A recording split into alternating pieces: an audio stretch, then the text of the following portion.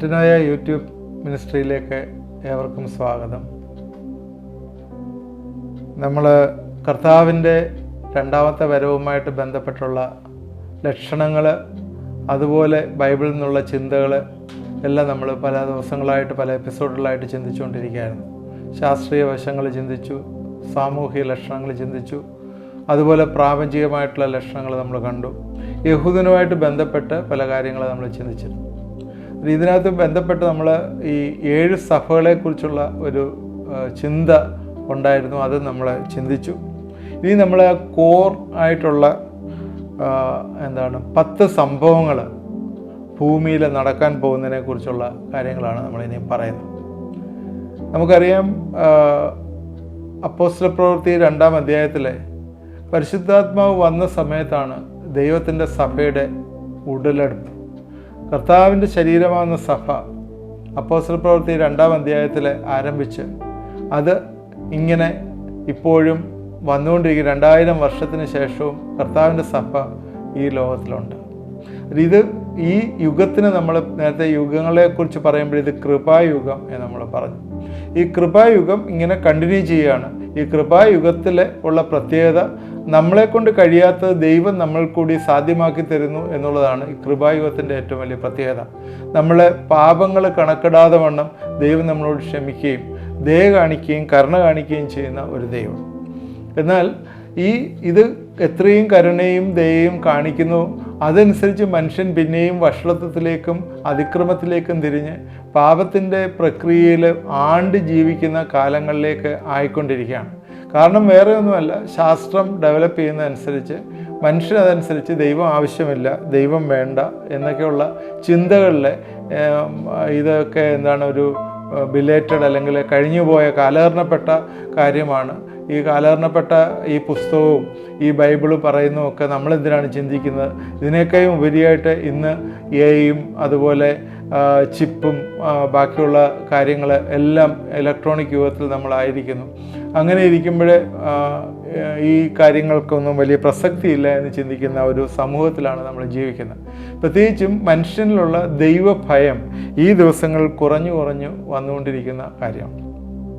അപ്പോൾ ഈ ഒരു നൂറ്റാണ്ടിൻ്റെ ഒരു പ്രത്യേകതയാണ് മനുഷ്യനിലുള്ള ദൈവഭയം കുറഞ്ഞിരിക്കുന്നു എന്നുള്ള കാര്യം. എന്നാൽ പ്രധാനമായിട്ടും ഇനിയും ഈ നാളുകളിൽ നടക്കാൻ പോകുന്ന ഏറ്റവും പ്രധാനപ്പെട്ട ഒരു സംഭവം എന്ന് പറയുന്നത് ഉൽപ്രാവണമാണ്. ആദ്യത്തെ ഒരു സംഭവം എന്ന് പറഞ്ഞാൽ ഉൽപ്രാവണം. 10 കാര്യങ്ങളാണ് പ്രധാനമായിട്ട് നടക്കേണ്ടത്. ബൈബിളിൽ പഠിപ്പിക്കുന്ന 10 ഞാൻ അത് ക്ലാസിഫൈ ചെയ്ത് 10 കാര്യങ്ങളായിട്ട് സംഗ്രഹിച്ച് പറയുകയാണ്. ആദ്യം നടക്കുന്നത് ഈ ലോകത്തിൽ നടക്കേണ്ട ഉൽപ്രാവണമാണ്. അതൊരു രഹസ്യ വരവാണ്. കർത്താവ് മേഘങ്ങളിൽ രഹസ്യമായി വരുന്നൊരു കാര്യമാണ്. അതിനെക്കുറിച്ചും നമ്മൾ 2-3 എപ്പിസോഡുകളിൽ അതിനെക്കുറിച്ച് നമ്മൾ ചിന്തിക്കും. നേരത്തെ അതിനെക്കുറിച്ച് ചെറുതായിട്ട് നമ്മൾ പറഞ്ഞിട്ടുണ്ടായിരുന്നു.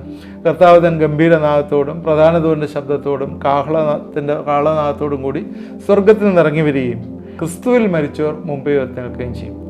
ഇത് ഓർക്കേണ്ട ഒരു കാര്യം, ഈ കൃപായുഗത്തിലുള്ളവർക്കുള്ളതാണ് ഈ ഉൽപ്രാവണം എന്ന് പറയുന്നത്. മുമ്പേ ഒരുപാട് വിശുദ്ധന്മാർ മരിച്ചു പോയിട്ടുണ്ട്. പഴയ നിയമ വിശുദ്ധന്മാരുണ്ട്. യേശുക്രിസ്തുവിന് മുമ്പ് പലരും ഒക്കെ മരിച്ചു പോയിട്ടുണ്ട്. അവരൊക്കെ കർത്താവിൽ വിശ്വസിക്കുകയും അതനുസരിച്ച് കർത്താവിന് വേണ്ടി കാത്തിരിക്കുകയും ഒക്കെ ചെയ്തവരുണ്ട്. എന്നാൽ അവർ അല്ല ഇവിടെ ഉയർക്കുന്നത്, ക്രിസ്തുവിൽ മരിച്ചവർ മുമ്പേ ഉയർക്കും എന്നാണ് പറഞ്ഞിരിക്കുന്നത്. അതാണ് ഉൽപ്രാവണം. ക്രിസ്തു എന്ന് പറഞ്ഞാൽ കാന്തയായിട്ടുള്ള സഭയെ മേലോട്ട് അല്ലെങ്കിൽ രഹസ്യത്തിൽ എടുക്കാനായിട്ട് കർത്താവ് മേഘങ്ങളിൽ വരും എന്നുള്ള ഒരു പഠിപ്പിക്കലാണ് പറയുന്നത്. ഇത് പൗലോസിൻ്റെ പഠിപ്പിക്കലിലാണ് ഏറ്റവും കൂടുതലായിട്ട് ഇത് കണ്ടിരിക്കുന്നത്. പഴയ നിയമത്തിൽ എടുത്തു നോക്കിയാലും യേശുക്രിസ്തു മഹത്വ പ്രത്യക്ഷതയെക്കുറിച്ചാണ് പറഞ്ഞിരിക്കുന്നതെല്ലാം തന്നെ ഈ രഹസ്യമായി വന്ന് മനുഷ്യനെ എടുക്കുമെന്ന് ക്ലിയറായിട്ട് പറഞ്ഞിരിക്കുന്ന പൗലോസിൻ്റെ പഠിപ്പിക്കലിലാണ്. എന്തുകൊണ്ടാണ് അങ്ങനെ അത് വിശ്വസിക്കാനുള്ള അതിൻ്റെ കാരണം, എൻ്റെ സ്പെസിഫിക്കായിട്ട് പറയാനുള്ള കാരണം എന്താണ്? യേശു പറഞ്ഞിട്ടുണ്ടായിരുന്നു, യോഹന്നാൻ്റെ സുവിശേഷം 14-ാം അധ്യായത്തിൽ പറഞ്ഞിട്ടുണ്ട്, ഞാൻ പോയാൽ കാര്യസ്ഥനെ നിങ്ങളുടെ അരികിൽ അയക്കും. അവൻ വന്ന് സത്യത്തെക്കുറിച്ച് നീതിയെക്കുറിച്ച് ഇനിയുമുള്ള കാര്യങ്ങളെക്കുറിച്ച് നിങ്ങളെ അറിയിക്കും. ഇനിയുള്ള കാര്യങ്ങൾ എന്ന് പറഞ്ഞാൽ അത് പൗലോസിന് ദൈവം വെളിപ്പെടുത്തി കൊടുത്ത കാര്യമാണ്.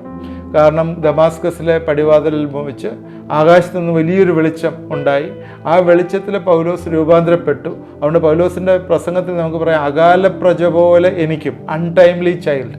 പൗലോസിനെ കുറിച്ച് അങ്ങനെയാണ്, അൺടൈംലി ചൈൽഡ്. അങ്ങനെ പൗലോസിനെ പ്രത്യക്ഷപ്പെട്ട് ശൗല് പൗലോസായി തീർന്നു.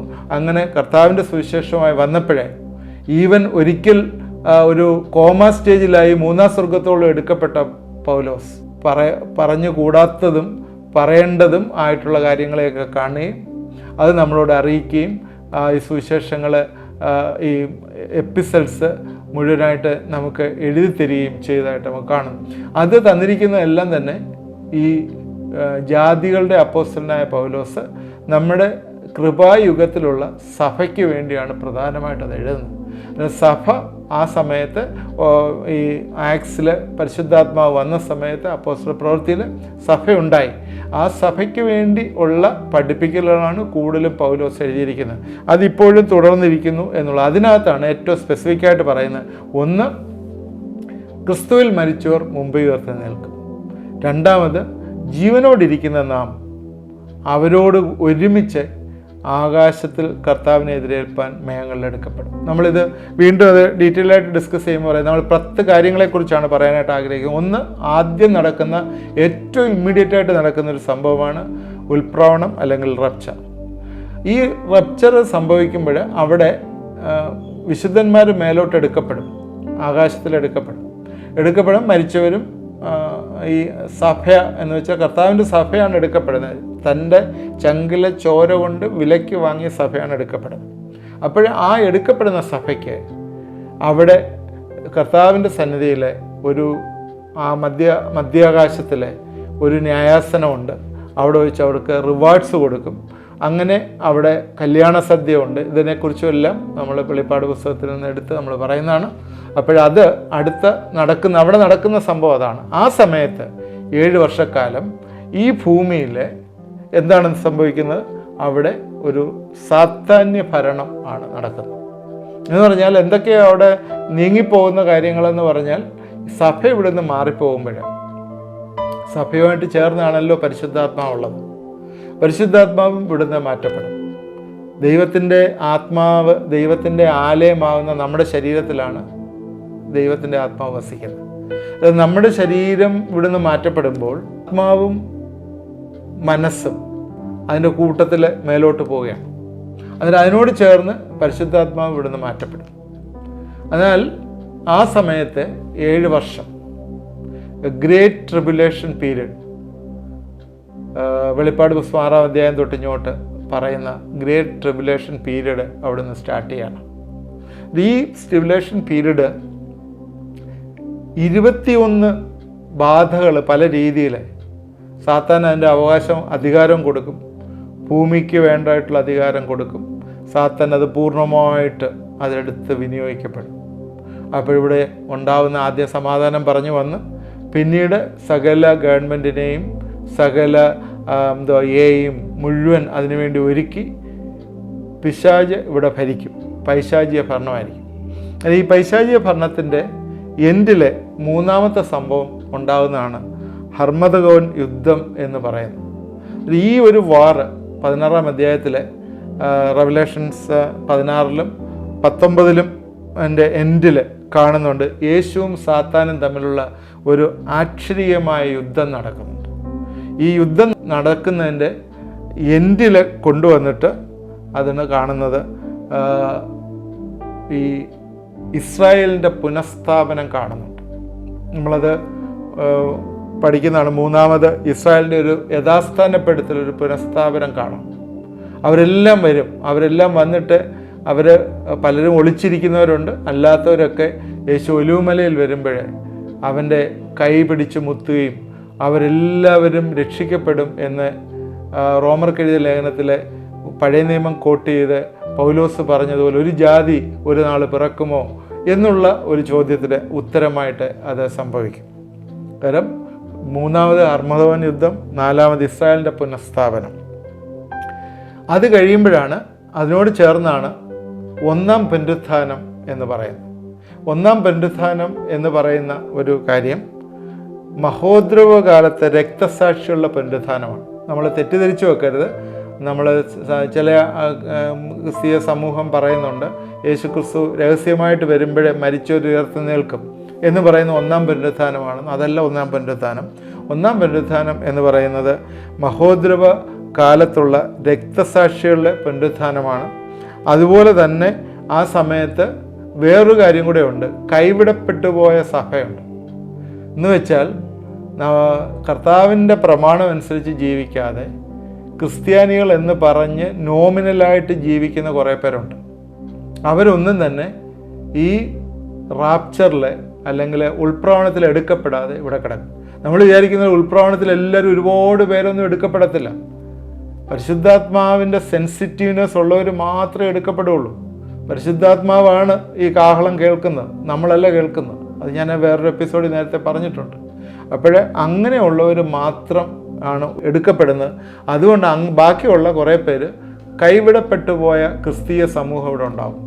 അവർ ഈ ആന്റിക്രൈസ്റ്റിൻ്റെ ഭരണത്തിൻ്റെ കീഴിൽ കൂടി കടന്നു പോകുമ്പോൾ എന്താ സംഭവിക്കുകയെന്ന് വെച്ചാൽ അവർ അന്നേരം ഇത് റിയലൈസ് ചെയ്യും. പല കാര്യങ്ങളും ബൈബിളിൽ പറയുന്ന, ബൈബിളൊക്കെ ഇവിടെ ഉണ്ടല്ലോ, പരിശുദ്ധാത്മാവില്ലെന്ന് മാത്രമേ ഉള്ളൂ, ബൈബിളൊക്കെ ഇവിടെ ഉണ്ട്. ആൾ കൂടുതൽ വഷളായി വക്രത നിറഞ്ഞു വരും എന്നാണ്. കാരണം ആൻറ്റിക്രൈസ്റ്റ് എല്ലാം സപ്പോർട്ട് ചെയ്തുകൊണ്ടേ ഇരിക്കും. അങ്ങനൊരു സാഹചര്യത്തിൽ, അങ്ങനെയുള്ളൊരു സാഹചര്യത്തിൽ ഇവരത് തിരിച്ചറിയുമ്പോൾ ഇവരെല്ലാം ഈ ഭരണാധികാരിയായ അന്തിക്രിസ്തു കൊന്നുകളയും. അവരുടെ ആത്മാവെല്ലാം ഉയരത്തിൽ കാണും. അതുകൊണ്ട് അവരുടെ ഒരു പുനരുത്ഥാനം ഇവിടെ ഉണ്ടാവും. അതാണ് ഒന്നാം പുനരുത്ഥാനം എന്ന് പറയുന്നത്.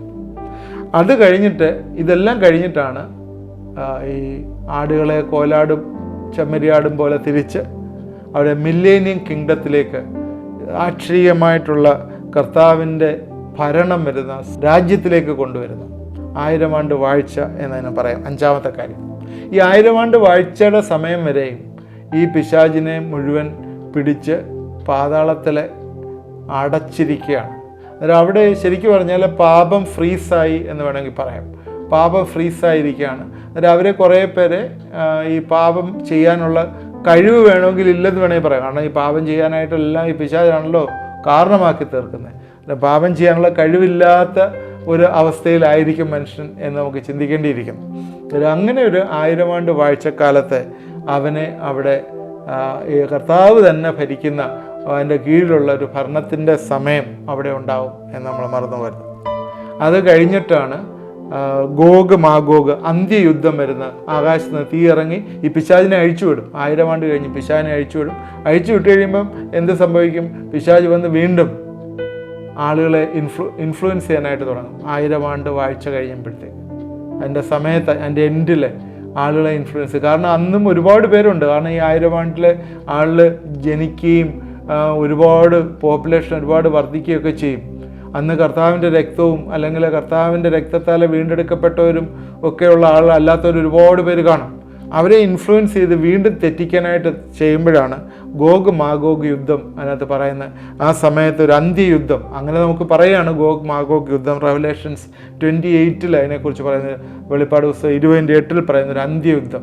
ആ അന്ത്യയുദ്ധം നടത്തി അവനെ പിടിച്ച് എന്നേക്കുമായിട്ട് അധമകൂപത്തിലേക്ക് പാതാളത്തിലേക്ക് തള്ളിക്കളയും. അവനെ അവിടെ ചെങ്ങലയിടും എന്നുള്ള ഒരു കാര്യം.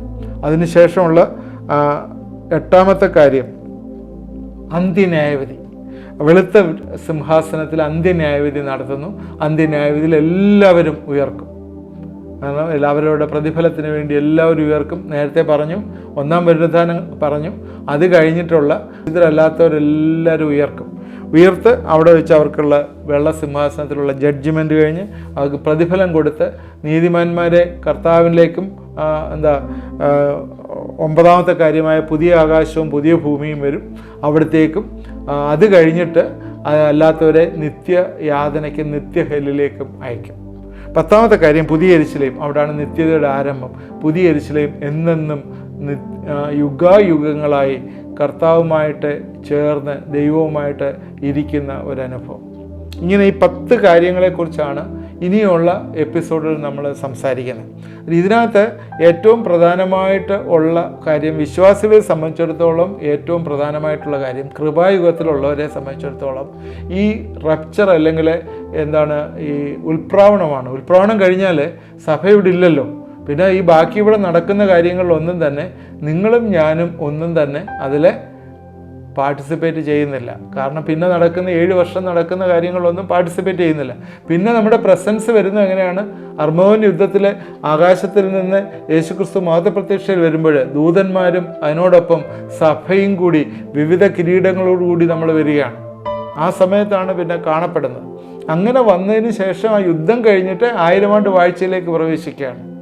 1000 ആണ്ട് വാഴ്ച കഴിഞ്ഞിട്ട് നമ്മളുടേതായിട്ടുള്ള എല്ലാവരെയും ന്യായം വിധിച്ച് ആ നിത്യതയിലേക്ക് പ്രവേശിക്കുമ്പോഴേ ദൈവവുമായിട്ട് ചേർന്ന് ഒരു പുതിയ യെരുശലേമിൽ ഒരു അനുഭവത്തിൽ നമ്മൾ ജീവിക്കുന്ന, ആദ്യം തന്നെ ദൈവം മനുഷ്യനോട് ചേർന്ന് നടന്നു. നമുക്കറിയാം, ആദാമും ഹവ്വായും സൃഷ്ടിച്ച സമയത്ത് ദൈവവും മനുഷ്യനും തമ്മിൽ നല്ല ഇൻറ്റിമേറ്റ് ഫെലോഷിപ്പായിരുന്നു.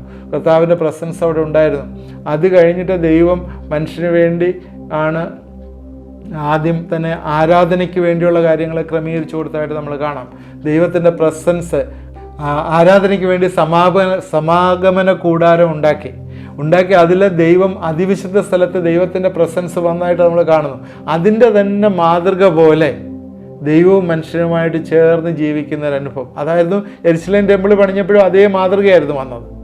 അത് കഴിഞ്ഞിട്ട് വീണ്ടും അതുപോലൊക്കെ ആൻറ്റിക്രൈസ്റ്റിൻ്റെ സമയത്ത് വീണ്ടും ഒരു ടെമ്പിളൊക്കെ പണിയും. യഹൂദന്മാരെ ഒക്കെ പറ്റിക്കാൻ വേണ്ടി ഒരു ടെമ്പിളൊക്കെ പണിഞ്ഞ് എല്ലാം ചെയ്യും. ആൻറ്റിക്രൈസ്റ്റിൻ്റെ ഭരണത്തെക്കുറിച്ച് നമ്മൾ പഠിക്കുമ്പോൾ അതിനെക്കുറിച്ച് നമുക്ക് പഠിക്കാം. അവസാനം എൻഡിൽ കർത്താവിൻ്റെ പ്രസൻസ് ഉള്ളപ്പോഴേ അതുപോലെ നമുക്കും ആ കർത്താവിനോടൊപ്പമായിരിക്കാനുള്ള വലിയ അനുഗ്രഹം ദൈവം തരും എന്നുള്ളതാണ്. അതുകൊണ്ട് എന്താണ് ഈ പറഞ്ഞത്? അന്ത്യന്യായവിധി വരുമ്പോഴേ പിശാചിനും അവൻ്റെ മക്കൾക്കും ഉള്ള അനുഭവത്തിലേക്ക് പോകാനായിട്ട് എന്നെ കേട്ടുകൊണ്ടിരിക്കുന്ന പ്രിയപ്പെട്ടവരെ തുനിയരുതേ എന്ന് ഞാൻ ചിന്തിക്കുകയാണ്. കാരണം ഇങ്ങനെയൊക്കെയുള്ള കാര്യങ്ങൾ ബൈബിൾ പറഞ്ഞു. ഞാൻ ഇതിനകത്ത് ഒരുപാട് തിയറീസ് ഉണ്ട്, പല തിയറികളുണ്ട്. ഈ തിയറികളിലേക്കൊന്നും ഞാൻ അധികം കടക്കുന്നില്ല. കാരണം ഡിബേറ്റ് ഉണ്ടാക്കാമെന്നല്ല, അതിനകത്ത് പ്രത്യേകിച്ച് കാര്യമില്ല. കാരണം ഉൽപ്രാവണം ഇല്ല എന്ന് പറയുന്ന ചിലർ പഠിപ്പിക്കുന്നുണ്ട്. നമ്മളെല്ലാം ഇങ്ങനെ പോയി കഴിഞ്ഞിട്ട് ഈ പ്രയാസത്തിൽ കൂടെയൊക്കെ കടന്നു പോകും. ആൻറ്റിക്രൈസ്റ്റിൻ്റെ ഭരണവും പ്രയാസത്തിൽ കൂടെ എല്ലാം കടന്നു പോകും. എന്നാൽ അവസാനം കർത്താവ് വരും. പൗലോസ് പറഞ്ഞൊന്നും ഇവിടെ ആരും വലിയ ഇമ്പോർട്ടൻസ് ഒന്നും കൊടുക്കാതെ കർത്താവ് പറഞ്ഞോ മാത്രമേ ഉള്ളൂ. കഴിഞ്ഞ ദിവസം ഒരു ബ്രദർ എന്നോട് ഇങ്ങനെ ഷെയർ ചെയ്തു, കർത്താവ് എവിടെയെങ്കിലും പറഞ്ഞിട്ടുണ്ടോ ഞാൻ നിങ്ങളെ രഹസ്യത്തിൽ കൊണ്ടുപോകുമെന്ന് കർത്താവ് പറഞ്ഞിട്ടുണ്ടോ? കർത്താവ് പറഞ്ഞിട്ടുണ്ട്, ഞാൻ നിങ്ങൾക്ക് വേണ്ടി സ്ഥലം ഒരുക്കാൻ പോകുന്നു എന്ന് പറഞ്ഞിട്ടുണ്ട്. ഞാൻ വന്നാൽ നിങ്ങളെ അവിടെ കൂട്ടിച്ചേർന്നു. അതെല്ലാം കർത്താവ് പറഞ്ഞിട്ടുണ്ട്. യോഹന്നാന്റെ സുവിശേഷത്തിൽ സ്പെസിഫിക് ആയിട്ട് പറഞ്ഞിട്ടുണ്ട്. എന്നാൽ രഹസ്യത്തിൽ വരുമെന്നും ഒക്കെ പറഞ്ഞിരിക്കുന്നത് നേരത്തെ ഞാൻ പറഞ്ഞാണ്. യോഹന്നാന്റെ സുവിശേഷത്തിൽ പറഞ്ഞിട്ടുണ്ട്. എല്ലാം പൂർണ്ണത കർത്താവ് പറഞ്ഞു തന്നിട്ടില്ല. ഇനി ബാക്കിയുള്ളത് പറയുന്നതൊക്കെ പരിശുദ്ധാത്മാവാണ്. അതിനാൽ പരിശുദ്ധാത്മാ അപ്പോസ്തലന്മാരെ കൂടി വെളിപ്പെടുത്തിയ എല്ലാം സത്യം തന്നെയാണ്. അത് നടക്കുക തന്നെ ചെയ്യും. അതുകൊണ്ട് കർത്താവ് പറഞ്ഞില്ല എന്നുള്ളതല്ല അർത്ഥം. ഈ നമ്മളെല്ലാം തന്നെ രഹസ്യ വരവെങ്കിൽ കർത്താവ് ചേർക്കണം. അതിനു വേണ്ടി നമ്മൾ ഒരുങ്ങിയിരിക്കണം എന്നുള്ളത് ഏറ്റവും പ്രധാനമാണ്. അതുകൊണ്ട് ഇനിയും നാളെയുള്ള എപ്പിസോഡിൽ നമ്മൾ അതിനെക്കുറിച്ച് നമ്മൾ സംസാരിക്കും. എന്താണ്, ആരെയൊക്കെയാണ് കർത്താവ് എടുക്കുന്നത്, അതിനുള്ള ഒരുക്കത്തിന് എന്തൊക്കെയാണ് ആവശ്യം. അതുപോലെ തന്നെ നമുക്ക് ആവശ്യമായിട്ടുള്ളൊരു കാര്യമാണ് ആ ഒരുക്കത്തെ പോലെ തന്നെ ഇതിൻ്റെ പ്രോസസ്സും നമ്മൾ ചിന്തിക്കുക. എന്തൊക്കെയാണ് ആ പ്രോസസ്സ് നടക്കുന്നത് നമ്മൾ ചിന്തിക്കും. അതുപോലെ ഈ ഒരുക്കത്തിന് നമുക്ക് എന്താണ് എന്ന് നമ്മൾ ചിന്തിക്കണം. അതുകൊണ്ട് കൃപായുഗത്തിൻ്റെ അന്ത്യത്താണ് റപ്ചർ നടക്കുന്നത്. അതിനുള്ള കാരണങ്ങളൊക്കെ ഞാൻ നേരത്തെ പറഞ്ഞു. എന്നാൽ ഇത് ഈ പറഞ്ഞ പോലെ ഈ വാഹനങ്ങളിലെ നമുക്കറിയാം ഓടിക്കുമ്പോൾ റിസർവ് ആകുമ്പോൾ ചില ഇൻഡിക്കേഷൻ വരും. ലൈറ്റ് കത്തും, ചുവന്ന ലൈറ്റ് കത്തും എന്ന് പറയുന്ന പോലെ ഈ കൃപായുഗത്തിലെ 10 കാര്യങ്ങൾ തീർന്നുകൊണ്ടിരിക്കുകയാണ്. അത് ഞാൻ ഇനി അടുത്ത എപ്പിസോഡുകളിൽ പറയാം. ശരിക്കും അതുകൊണ്ട് നമ്മൾ അവെയർ ആയിരിക്കുക. വചനം നമുക്ക് ഓരോ ഇൻഡിക്കേഷൻസ് തരുന്നുണ്ട്, എങ്ങനെയാണ് മുമ്പോട്ട് പോകേണ്ടത്. ഇപ്പം നമുക്കറിയാമല്ലോ, ഈ നമ്മൾ വണ്ടി ഡ്രൈവ് ചെയ്ത് പോകുമ്പോഴേ ഓരോ ഇൻഡിക്കേറ്റർ ബോർഡ് ഉണ്ട്. ഈ ഹംസ് ഇതൊക്കെ വരുമ്പോഴേ അതിന് മുമ്പിൽ ഇതുണ്ട്, നിങ്ങൾ സ്ലോ ചെയ്യണം, സ്പീഡ് കുറയ്ക്കണം എന്നൊക്കെയുള്ള ഇൻഡിക്കേറ്റേഴ്സ് വരുമ്പോഴേ നമ്മൾ സ്പീഡ് കുറച്ചില്ലെങ്കിൽ എന്താ സംഭവിക്കുന്നത്? നമ്മൾ അതനുസരിച്ചുള്ള വണ്ടി ചാടുകയോ മറിയോ ഒക്കെ ചെയ്യാൻ സാധ്യതയുണ്ട്. അതുകൊണ്ട് നമുക്ക് തരുന്ന ഇൻഡിക്കേഷൻ, ദൈവം തരുന്ന ഇൻഡിക്കേഷൻ അനുസരിച്ച് നമ്മളെ തന്നെ വിശുദ്ധീകരിക്കുകയും ഈ ദിവസം നമ്മൾ അതിനുവേണ്ടി ഒരുക്കുകയും ചെയ്യണം. പ്രത്യേകിച്ചും ഈ ഉൽപ്രാവണത്തിൽ വേണ്ടി സഭ ഒരുങ്ങിയിരിക്കാനായിട്ട് ദൈവം ആഗ്രഹിക്കുന്ന അതിനുവേണ്ടി ഒരുപാട് കാര്യങ്ങൾ യേശുക്രിസ്തു പറഞ്ഞു തന്നിട്ടുണ്ട്, യേശുക്രിസ്തുവിൻ്റെ വരവുമായിട്ട് ബന്ധപ്പെട്ട്. അതുപോലെ പൗലോസ് നമ്മളോട് ഒരുപാട് കാര്യങ്ങൾ പഠിപ്പിച്ചിട്ടുണ്ട്, എന്തൊക്കെ ചെയ്യണം, ഏത് രീതിയിൽ ഇരിക്കണം എന്നുള്ളത്. അതിനെക്കുറിച്ച് നമ്മൾ ചിന്തിക്കും, നമ്മൾ പഠിക്കും. അപ്പോൾ ഈ 10 കാര്യങ്ങൾ, ഞാൻ ഈ പറഞ്ഞ 10 കാര്യങ്ങൾ ഒന്നുകൂടെ പറയാം, ചുരുക്കമായി ഒറ്റ ലൈനിൽ പറയാം. ഒന്ന് ഉൽപ്രാവണം, അത് കഴിയുമ്പോൾ ആൻറ്റിക്രൈസ്റ്റിൻ്റെ സാത്താന്യ ഭരണം, 3 അർമ്മഗദോൻ യുദ്ധം, 4 ഇസ്രായേലിൻ്റെ യഥാസ്ഥാനപ്പെടുത്തൽ, 5 ഒന്നാം പുനരുത്ഥാനം, 6 മില്ലേനിയൽ കിങ്ഡം, പിന്നെ സാത്താനെ നശിപ്പിക്കുന്ന 6 ഗോഗ് മാഗോഗ് വാർ, 7 ലാസ്റ്റ് ജഡ്ജ്മെൻറ്റ്, പിന്നെ ന്യൂ ഹെവൻ ആൻഡ് എർത്ത്, അവസാനം ദ ന്യൂ ജെറുസലേം നിത്യത. ഇത്രയും കാര്യങ്ങളെക്കുറിച്ചാണ് ഇനിയുള്ള ദിവസങ്ങൾ നമ്മൾ ചിന്തിക്കുന്നത്. തീർച്ചയായും നിങ്ങളിത് എല്ലാ ദിവസവും വാച്ച് ചെയ്യണം. വൈകിട്ട് 9 തൊട്ട് 10 വരെയുള്ള സമയങ്ങളിലാണ് വരുന്നത്. അതുപോലെ ഇത് നിങ്ങളുടെ ഫ്രണ്ട്സിന് നിങ്ങളത് അയച്ചു കൊടുക്കണം. ഇത് സബ്സ്ക്രൈബ് ചെയ്യാത്തതുകൊണ്ട് സബ്സ്ക്രൈബ് ചെയ്യണം. ഇതെന്താ ഇതുകൊണ്ട് ഉദ്ദേശിക്കുന്നത് ചോദിച്ചാൽ, കർത്താവിൻ്റെ വരവ് അടുത്തിരിക്കുന്നതുകൊണ്ട് ആർക്ക് മാത്രമാണ് അവിടെ പോകാൻ? കർത്താവിൽ വീണ്ടെടുക്കപ്പെട്ട ജനതയ്ക്ക് മാത്രമേ അവിടെ പ്രവേശനമുള്ളൂ. കാന്തയുടെ ക്വാളിറ്റീസ് നമ്മൾ സംസാരിക്കുമ്പോൾ അതിനെക്കുറിച്ച് പറയും. ആ കാന്തയ്ക്ക് മാത്രമേ അവിടെ പ്രവേശനമുള്ളൂ. അതുകൊണ്ട് ഈ ദിവസങ്ങൾ ദൈവത്തിൻ്റെ ആത്മാവ് നമ്മളെ സഹായിക്കട്ടെ, കർത്താവിൻ്റെ വരവിന് വേണ്ടി നമ്മളെ ഒരുക്കുവാനായിട്ട്. അവൻ്റെ രക്തത്താൽ വീണ്ടും ആരെങ്കിലും പ്രിയപ്പെട്ടവർ, ഇത് എന്നെ കേൾക്കുന്ന ആരെങ്കിലും പ്രിയപ്പെട്ട കർത്താവുമായിട്ടൊരു വ്യക്തിപരമായ ബന്ധത്തിൽ വന്നിട്ടില്ലെങ്കിൽ തീർച്ചയായും നിങ്ങൾ വരണം. അവൻ നിങ്ങളെ സൗഖ്യമാക്കും, നിങ്ങളുടെ രോഗങ്ങൾ മാറ്റും, നിങ്ങളുടെ പ്രയാസങ്ങൾ നിന്ന് വിടുവിക്കും, നിത്യതയോളം നിങ്ങളെ നടത്തും. ഒരു ആടിനെ പോലെയല്ല, പിന്നെ ഒരു മണവാട്ടിയെ പോലെ നിങ്ങളെ കൈക്കൊണ്ട് നടത്തും വലിയ ദൈവമാണ്. നമുക്ക് പ്രാർത്ഥിക്കാം. പ്രാർത്ഥിക്കുന്ന സമയത്ത് നിങ്ങൾ എന്നോടുകൂടെ ചേർന്ന് പ്രാർത്ഥിക്കണം. പ്രാർത്ഥിക്കുമ്പോഴേ ചില പ്രയർ റിക്വസ്റ്റുകൾ ചേർന്ന് പ്രാർത്ഥിക്കുമ്പോഴേ ദൈവം അതിനെ വലിയ വിടുതൽ തരികയും സഹായിക്കുകയും ചെയ്യും. പ്രത്യേകിച്ചും മരുന്ന് കഴിക്കുന്നവരുണ്ടാവും, അതുപോലെ ഇനി മുമ്പോട്ട് എങ്ങനെയാണ് എന്ന് ചിന്തിക്കുന്നവരുണ്ടാവും. ഇങ്ങനെയൊക്കെയുള്ള ഒരുപാട് പേര് ഇത് കണ്ടുകൊണ്ടിരിക്കുന്നു. കഴിഞ്ഞ ദിവസം എന്നെ വിളിച്ചിട്ട് ചില ആളുകൾ പറഞ്ഞു ചില പ്രാർത്ഥനാ ഉത്തരം ദൈവം കൊടുത്തുവെന്ന്. അതുപോലെ ഞങ്ങളുടെ ഒരു ടീം, പ്രാർത്ഥിക്കുന്ന ഒരു ടീമുണ്ട്, പ്രയർ റിക്വസ്റ്റ് തരുന്നത്. ഞങ്ങൾ വെള്ളിയാഴ്ച തോറും ഉപവാസ പ്രാർത്ഥനയിൽ അത് വെച്ച് പ്രാർത്ഥിക്കുകയും അതിലൊക്കെ ജയമെടുക്കുകയും ചെയ്യുന്നുണ്ട്. അതിൽ ദൈവം നിങ്ങളെ അനുഗ്രഹിക്കും. നിങ്ങളുടെ പ്രയർ റിക്വസ്റ്റുകളെ വാട്സാപ്പ് നമ്പറിൽ അയച്ചു തന്നാൽ നിങ്ങൾക്ക് വേണ്ടി പ്രാർത്ഥിക്കുന്നതാണ്. നമുക്ക് പ്രാർത്ഥിക്കാം. ദൈവമായ കർത്താവെ, ഇത് കണ്ടുകൊണ്ടിരിക്കുന്ന എല്ലാവരെയും ഞങ്ങൾ അനുഗ്രഹിച്ച് പ്രാർത്ഥിക്കുന്നു. കർത്താവിൻ്റെ വരവുമായിട്ട് ബന്ധപ്പെട്ട് നടക്കുന്ന സംഭവങ്ങളെക്കുറിച്ച് 10 കാര്യങ്ങളെക്കുറിച്ചാണല്ലോ ഞങ്ങൾ ചിന്തിച്ചത്. ദൈവമേ, ആ സാത്താന്യ ഭരണത്തിൽ ഞങ്ങളാകുന്നതിന് മുമ്പേ കർത്താവെ, ഈ ലോകത്തിൽ നിന്ന് നീ എടുക്കും, അതിനുള്ള സാഹചര്യങ്ങളൊക്കെ ഞങ്ങൾ കണ്ടുകൊണ്ടിരിക്കുകയാണ്. ലോകം അതനുസരിച്ച് മാറിക്കൊണ്ടിരിക്കുന്ന സാഹചര്യങ്ങൾ ഞങ്ങളുടെ മുമ്പിലുണ്ട്. അതുകൊണ്ട് കർത്താവെ, ഈ ദിവസങ്ങളിൽ ഞങ്ങൾ കൂടുതൽ സൂക്ഷ്മതയോടെ ജീവിപ്പാനായി കർത്താവെ നീ ഞങ്ങളെ സഹായിക്കണമേ, ഇടവരുത്തണമേ എന്ന് പ്രാർത്ഥിക്കുന്നു. ഇത് കേട്ടുകൊണ്ടിരിക്കുന്ന ആരും നശിച്ചു പോകാതെ എല്ലാവരും നിത്യജീവൻ പ്രാപിച്ച് കർത്താവിൻ്റെ വരവെങ്കിൽ എടുക്കപ്പെടുന്നവരായിരിക്കാനായിട്ട് കർത്താവെ നീ സഹായിക്കണമേ, ഇടവരുത്തണമേ എന്ന് ഞങ്ങളെ പ്രത്യേകം പ്രാർത്ഥിക്കുന്നു. ദൈവമേ, നിൻ്റെ കരങ്ങളിലേക്ക് ഞങ്ങളെല്ലാം വിനയപ്പെടുത്തുന്നു. ഞങ്ങൾക്ക് ഒരുപാട് പലർക്കും ഇത് കേട്ടുകൊണ്ടിരിക്കുന്ന പല പ്രയാസങ്ങൾ കൂടെ കടന്നു പോകുന്നു. പ്രത്യേകിച്ച് കർത്താവെ, കടഭാരങ്ങൾ കൂടി കടന്നു പോകുന്ന ചില ആളുകൾ ഇത് കണ്ടുകൊണ്ടിരിക്കുന്നു. യേശുവിൻ്റെ നാമത്തിൽ ഞങ്ങളെ പറയുകയാണ്, യേശുവിൻ്റെ നാമത്തിൽ ഞങ്ങളെ ഡിക്ലെയർ ചെയ്യുകയാണ്, ഈ കടഭാരങ്ങളിൽ നിന്നുള്ള എല്ലാ വിടുതലും കർത്താവെ നീ കൊടുക്കണമേ എന്ന് പ്രാർത്ഥിക്കുന്നു. നീ ഞങ്ങളെ സമ്പന്നരാകാനായിട്ട് ദരിദ്രനായി തീർന്ന ദൈവമാണ്. എല്ലാ രീതിയിലും കർത്താവെ, ആത്മീയമായിട്ട് മാത്രമല്ല ലോകത്തിലും ഞങ്ങളെ സമ്പന്നരാക്കുവാനായിട്ട് ഞങ്ങൾക്ക് പ്രസാദം തോന്നിയ ദൈവമാണ്. അതോർത്ത് ഞങ്ങൾ നിന്നെ സ്തുതിക്കുന്നു, സ്തോത്രം ചെയ്യുന്നു. ഈ ദിവസങ്ങൾ കർത്താവെ, ഞങ്ങളെ കർത്താവെ നിന്നിൽ ആശ്രയിച്ച് ഞങ്ങളെ പ്രാർത്ഥിക്കുന്നു. കർത്താവെ, അറിയാത്ത വഴിയിൽ നിന്ന് ഒരു ക്രിയേറ്റീവ് മിറക്കിൾ കർത്താവെ അവരുടെ ജീവിതങ്ങളിലേക്ക് കൊണ്ടുചെല്ലണമേ എന്ന് പ്രാർത്ഥിക്കുന്നു. ഈ ദിവസങ്ങളിലെ കടഭാരങ്ങളിൽ നിന്നെല്ലാം ഉള്ള വിടുതൽ നീ കൊടുക്കുകയും സഹായിക്കുകയും ചെയ്യണമേ എന്ന് പ്രാർത്ഥിക്കുന്നു. രോഗികളായിരിക്കുന്നവരെ ഞങ്ങൾ പ്രത്യേകിച്ച് ഓർത്ത് പ്രാർത്ഥിക്കുന്നു. കർത്താവെ, പ്രത്യേകിച്ച് കാലിൻ്റെ ഞരമ്പിൽ കൂടിയൊക്കെ രക്തോട്ടമില്ലാതെ പ്രയാസപ്പെട്ട് നടക്കാനായിട്ട് ബുദ്ധിമുട്ട് ആയിരിക്കുന്ന ചില വ്യക്തികൾ യേശുവിൻ്റെ നാമത്തിൽ ഇന്ന് രാത്രികാലം വലിയൊരു വിടുതൽ വന്നു ചേരട്ടെ എന്ന് പ്രാർത്ഥിക്കുന്നു. കർത്താവെ, ആ രീതിയിലെ കർത്താവെ ദൈവസന്നിധിയിൽ സമർപ്പിച്ച പ്രാർത്ഥിക്കുന്നു. നിങ്ങളുടെ വലങ്കരങ്ങൾ ആ പ്രയാസമുള്ള സ്ഥലങ്ങളിലേക്ക് തൊട്ട് പ്രാർത്ഥിക്കുമോ? ഇന്ന് രാത്രിയിൽ ദൈവം വലിയൊരു വിടുതൽ നിങ്ങൾക്ക് തരും. ദൈവം നിങ്ങളെ അനുഗ്രഹിക്കും. കുടുംബമായിട്ട് ദൈവം നിങ്ങളെ അനുഗ്രഹിക്കും. തീർച്ചയായും ദൈവത്തിൻ്റെ വലിയ കരുണ നിങ്ങളോട് കൂടെ ഇരിക്കും എന്ന് ഞാൻ ഉറച്ച് ഇവിടെ പറയുകയാണ്. ദൈവത്തിൻ്റെ സ്ഥലത്തിലേക്ക് ഒന്ന് ഏൽപ്പിച്ചു കൊടുക്കുമോ? കർത്താവെ, വലിയൊരു റിലീസ് അവരുടെ ജീവിതങ്ങൾ കൊടുക്കണമേ എന്ന് പ്രാർത്ഥിക്കുന്നു. അതുപോലെ കർത്താവെ, കിഡ്നിയുമായിട്ട് റിലേറ്റ് ചെയ്ത പ്രയാസങ്ങളുള്ള പ്രിയപ്പെട്ടവരെ നിൻ്റെ കരങ്ങളിലേക്ക് സമർപ്പിച്ച് പ്രാർത്ഥിക്കുന്നു. കർത്താവെ, ക്യാൻസറസ് ഗ്രോത്ത് ഉണ്ട് എന്ന് പറഞ്ഞ് പറഞ്ഞ് കർത്താവെ ചില പ്രയാസങ്ങൾ ഇരിക്കുന്ന ആളുകൾ, കർത്താവെ കിഡ്നിയുമായിട്ട് ബന്ധപ്പെട്ട് ചില പ്രയാസങ്ങൾ, ഓപ്പറേഷൻ വേണമെന്ന് പറയുന്ന ചില വ്യക്തികളെ യേശുവിൻ്റെ നാമത്തിൽ വലിയ അത്ഭുത വിടുതൽ ഇന്ന് കൊടുക്കണമേ എന്ന് പ്രാർത്ഥിക്കുന്നു.